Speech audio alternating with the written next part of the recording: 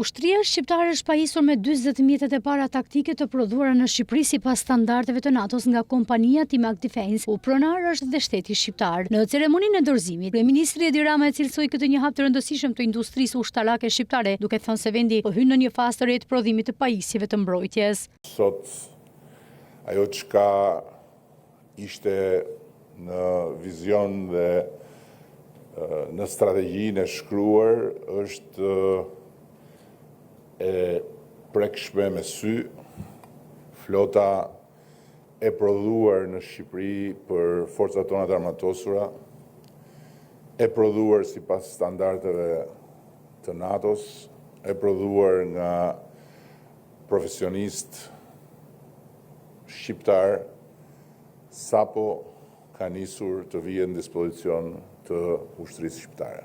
Kryeministri Rama thë se objekti është që në vitin 2028 forcat e armatosura të kenë të gjitha mjetet dhe kapacitetet sipas standardeve të NATO-s, madje nuk përjashtoi as mundësinë se Shqipëria të pajiset me prodhime Made in Albania dhe ushtrinë më të fuqishme në botë, atë amerikane. Brenda vitit 2028, ushtria shqiptare do t'i ketë të gjitha mjetet, të gjitha kapacitetet, që nga makina më e lehtë deri tek armët më të sofistikuara.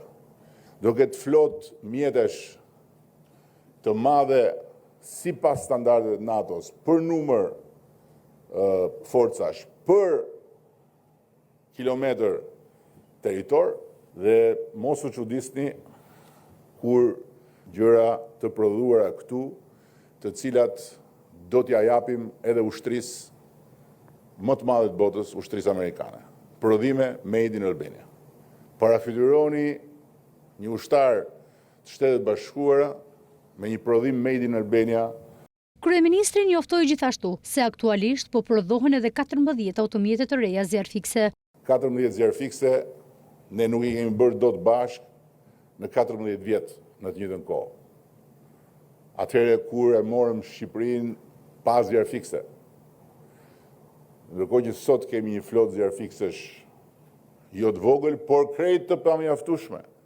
Kujtoi se javën e kaluar, kuvendi miratoi një marrëveshje për $302 milion me SBA-n për pajisje ushtarake në kuadër të përmbushjes së detyrimeve të Shqipërisë si anëtare e NATO-s.